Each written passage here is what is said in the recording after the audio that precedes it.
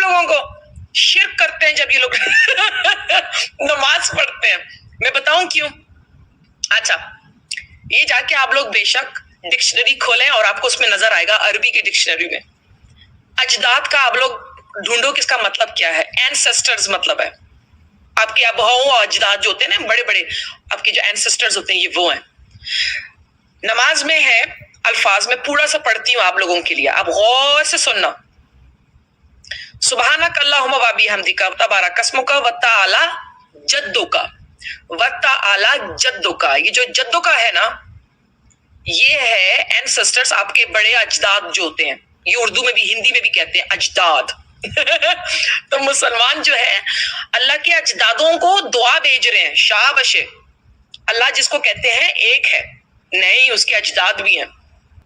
اور آپ سب اس وقت پورے انگلش ورژن کو کاپی کرو، سبحان اللہ کو پورے کو کمپلیٹ، اور گوگل میں ٹرانسلیٹ میں اس کو پیسٹ کرو. آپ کو وہی جواب آئے گا جو میں نے ابھی بولا ہے. آپ کو پتہ ہے اللہ تعالیٰ کے اجدادوں کو مسلمان دعا بھیجتے ہیں. السلام علیکم ورحمۃ اللہ وبرکاتہ. ابھی مجھے کچھ دوستوں نے ایک ویڈیو بھیجی ہے، اور غالباً یہ ایک ایکس مسلم خاتون ہیں. یہ چیلنج کر رہی ہیں کہ مسلمانوں کے پاس میرے ان سوالوں کا جواب نہیں ہے. بہت سارے سوال ہیں میرے. تو ویڈیو میں یہ کہہ رہی ہیں کہ مسلمان تو شرک کرتے ہیں، جو نماز یہ پڑھتے ہیں اس میں یہ شرک کرتے ہیں. اور شرک کیسے کرتے ہیں؟ وہ اس طرح کہ مسلمان ہر نماز کے اندر جو شروع میں اللہ سبحانہ و تعالیٰ کی تعریف کرتے ہیں تو وہ کہتے ہیں سبحانک اللہم و بحمدک و تبارک اسمک و تعالی جدک. تو یہاں پر جو تعالی جدک، یہ جو جد کا لفظ ہے یہ دادا کے معنی میں آتا ہے. یعنی یہ اللہ کو کہہ رہے ہیں کہ اے پروردگار آپ کے دادا کی بڑائی، آپ کے دادا کی تعریف. کیونکہ ان کا کہنا ہے کہ جد کا معنی وہ دادا کے آتا ہے. آپ گوگل پہ یہ کہہ رہی ہیں کہ آپ اسی کو کاپی کریں اور گوگل پہ ڈالیں تو آپ کو پتہ چل جائے گا کہ اس کا مطلب گرینڈ فادر ہوتا ہے. تو جب میں نے یہ ویڈیو سنی، مجھ سے کہا کہ مفتی صاحب یہ دیکھیں یہ کیا کہہ رہی. میں نے کہا یہ اتنی چھوٹی چھوٹی باتیں مجھے نہ بھیجا کرو بھائی، یہ تو آپ بھی اس کا جواب دے سکتے ہیں، اور آپ کو میں طریقہ بتاتا ہوں کہ یہ چیز کیا ہے.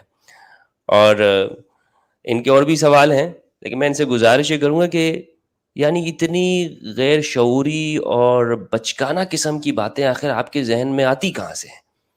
مطلب کوئی سوال ایسا ہو کہ انسان کہے کہ واقعی ہاں دیکھیں یہ اس نے کوئی سوال کیا اور اس کا جواب جو ہے وہ ڈھونڈنا پڑے گا.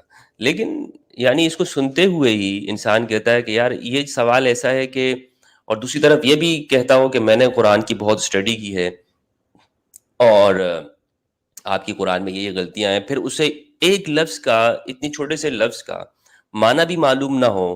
ایک لفظ یعنی وہ آسانی کے ساتھ جو تلاش کیا جا سکتا، تو اس کا مطلب یہ ہے کہ صرف اور صرف جیسے عربی میں کہتے ہیں کہ آپ کو کسی چیز کی محبت وہ کیا کر دیتی ہے، آپ کو اندھا اور بہرا بنا دیتی ہے. تو اب ان کو تو محبت نے نہیں بلکہ نفرت نے اندھا اور بہرا بنا دیا ہے، کہ جو اسلام کی نفرت ان کے دماغوں میں بیٹھ گئی ہے. اور یہ کہتے ہیں کہ ہمارے پاس نیگیٹیوٹی نہیں ہے، ہم تو بڑی میڈیٹیشن کرنے والے لوگ ہیں، ہم وغیرہ وغیرہ، ہمارے ذہن میں تو کوئی نیگیٹیوٹی نہیں ہے. تو صبح شام تو یہ وائرس اور جراثیم پھیلا رہے ہوتے ہیں نفرت کے، اور اس کی بدبو جو ہے وہ پوری دنیا میں اٹھ رہی ہے اور نفرتیں بڑھ رہی ہیں، آپ دیکھ رہے ہیں دنیا میں. پھر کہتے ہیں کہ جی ہم تو محبت کرنے والے لوگ ہیں. تو میں یہاں پر اس محترمہ خاتون کو یہ کہنا چاہتا ہوں کہ اگر آپ کے ذہن میں، دماغ میں اگر آپ کو کوئی سوال پیدا ہوتے ہیں تو ان سوالوں کا آپ مجھ سے جواب مانگ سکتی ہیں، اور یہ میرا ای میل بھی ہے اور یہاں پہ اور واٹس ایپ بھی ہے. خیر، تو یہاں انہوں نے جو سوال کیا ہے کہ مسلمان نماز میں شرک کرتے ہیں، اس کی طرف میں آتا ہوں. اور انہوں نے ڈکشنری کی بار بار بات کی ہے، تو چلے میں ان کو بتاتا چلوں کہ عربی ہوتی کیا ہے اور عربی زبان کی ڈکشنری کیا ہے. شاید انہوں نے اس ڈکشنری کا نام بھی نہیں سنا ہوگا، میں نے بتاتا چلوں. اور یہ میں آپ کے ساتھ شیئر کرتا ہوں، اور اس کو پھر ہم دیکھتے ہیں یہ کیا ہے. جی، یہ ہمارے سامنے ویب سائٹ ہے، اور اس ویب سائٹ کا نام ہے المعانی.com. یہ ایڈریس ہے، اس پہ آپ دیکھ سکتی ہیں. اس میں اردو سے عربی اور عربی سے اردو آپ تلاش کر سکتے ہیں. یہاں میں نے اس میں سرچ کیا ہے جد. ان کو اسی پہ اعتراض ہے. تو جد عربی سے اردو ہم اس کے معنی پڑھتے ہیں کہ اس کا کیا ایک یہی معنی آتا ہے دادا کا یا اور بھی معنی آتے ہیں. دیکھیں یہ عربی کا لفظ ہے, اس کا ایک معنی ہے دادا, ٹھیک ہے, یہ تو آپ کو پتا ہے. دوسرا معنی ہے نانا. تیسرا ہے, اچھا اس کی جمع اجداد اور جدود آتی ہے. ایک اس کا معنی ہے رزق, مال, کھانا پینا, رزق, جو بھی آپ کے پاس مال ہوتا ہے اس کو رزق, جد بھی اس کے معنی میں آتا ہے. ایک معنی اس کا ہے مرتبہ, پوزیشن. کیا معنی ہے؟ مرتبہ اور پوزیشن. حدیث میں ہے وَإِذَا أَصْحَابَ الْجَدِّ مَحْبُوسُونَ, یہ صحیح مسلم صحیح بخاری کی روایت ہے کہ قیامت کے دن جو امیر لوگ ہوں گے انہیں حساب کتاب کے لیے روک دیا جائے گا. وَإِذَا أَصْحَابَ الْجَدِّ مَحْبُوسُونَ, یہ روایت بھی آپ دیکھیے, کتاب الرقاق ہے. باب اکثر اہل الجنت الفقراء, جنت میں اکثر لوگ فقیر لوگ ہوں گے. اسامہ بن زید رضی اللہ تعالیٰ عنہما سے روایت ہے, رسول اللہ صلی اللہ علیہ وآلہ وسلم نے فرمایا قمت علی باب الجنت فاذا عامت من دخلها المساکین واذا اصحاب الجد محبوسون الا اصحاب النار. یہ اس کا ترجمہ ہے. حدیث نمبر صحیح بخاری کی 6547, صحیح بخاری میں 5196 اور 6937 پر یہ حدیث موجود ہے. تو اب آتے ہیں یہاں دوبارہ ڈکشنری کی طرف. جد کا ایک معنی آپ کو میں نے بتایا امیر کے معنی میں بھی آتا ہے, نہر کے کنارہ بھی آتا ہے, قسمت کو بھی کہا جاتا ہے. اسی طرح روئے زمین, نہر کا کنارہ کسی شے کی کثرت و مبالغہ کو بیان کرنے کے لیے بہت کے معنی میں بھی آتا ہے, جیسے فلان محسن جدا, ھذا خطر جد عظیم. اچھا اگر جد جیم کے پیش کے ساتھ پڑھیں گے تو بھی کنارے کے معنی میں آتا ہے بہت پانی والا کنواں, کم پانی والا کنواں. اگر یہ فعل کے معنی میں استعمال تو پانا, اچھا یہ جد الشیء جدن کاٹنے کے معنی میں آتا ہے, سنجیدگی اگر اس کا متضاد استعمال ہو. قرآن مجید کے اندر یہ لفظ استعمال ہوا ہے, جہاں پر استعمال ہوا ہے سورہ جن میں وَأَنَّهُ تَعَالَى جَدُّ رَبِّنَا مَا اتَّخَذَ صَاحِبَةً وَلَا وَلَدًا, کہ وہ پروردگار بلند ذات وہ کیا ہے, ہمارا رب اس کی عظمت شان والا ہے جس کی نہ کوئی بیوی ہے اور نہ کوئی بچہ ہے. حدیث میں ہے تبارک اسمک وتعالی جدک ولا الہ غیرک. اب یہاں پہ کیا معنی ہوگا؟ شان, بلند رتبے والا ہونا. اسی طرح اس کا معنی بانصیب ہونا, قسمت والا ہونا بھی آتا ہے, سنجیدہ ہونا, وجود میں آنا. اچھا اسی طرح جناب یہ اسی سے آپ نے دیکھا ہوگا جدید لفظ نیا ہونا, وہ بھی اس کے معنی میں استعمال ہوتا ہے.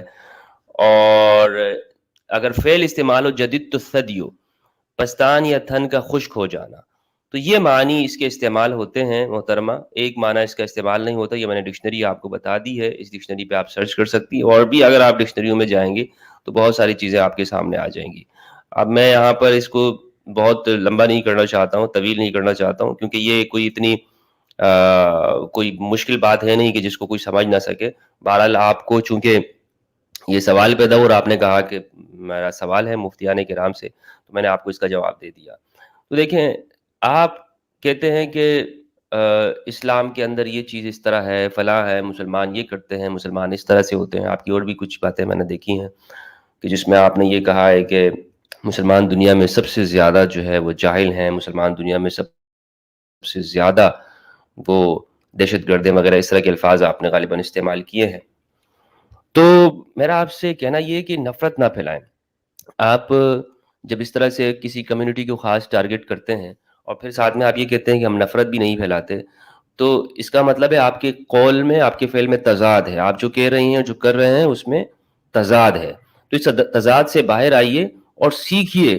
جب آپ سیکھنے میں کوئی شرم و عار محسوس نہ کیجیے. اگر زندگی میں آپ کے ساتھ کوئی ایسا حادثہ رونما ہوا ہے جس کی وجہ سے آپ آج مسلمانوں کو برا بھلا کہتی ہیں, تو میری آپ سے گزارش یہ ہے کہ ایک واقعے کو بنیاد بنا کر پر اس کو فٹ نہ کیجیے.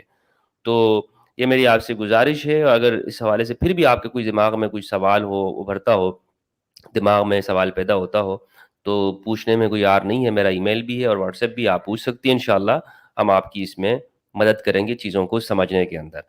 تو یہ میں نے آپ کو اس لیے بتایا کہ ایک آپ کی اور بھی سوال ہے, انشاءاللہ اس کے بھی جواب دیں گے. لیکن یہاں پر میں اس کا جواب اس لیے دے رہا ہوں کہ اتنی چھوٹی سی بات اگر آپ کو ڈکشنری کا ایک اسٹوڈنٹ جو ہمارے یہاں مدرسے میں پہلے دن اگر داخلہ لے لے تو اس کو یہ بات سمجھ میں آ جائے گی, اگر وہ پڑھ لے صرف نہ ہو.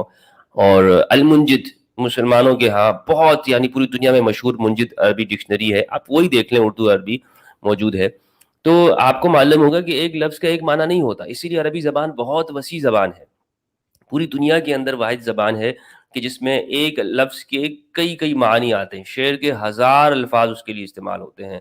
اسی طرح اونٹ کے لیے 1500 سے زیادہ الفاظ ہیں، گھوڑے کے لیے الفاظ ہیں. تو یہ یعنی اس میں ہر چیز کو واضح کیا گیا ہے اور مختلف تعبیرات استعمال کی گئی ہیں. تو قرآن مجید نے عربوں کی اسی ذہنیت کو سامنے رکھ کر الفاظ کا استعمال کیا ہے. وہ عربوں کے لیے جب ان کو سمجھا رہا ہے تو انہی لفظوں میں سمجھائے گا نا.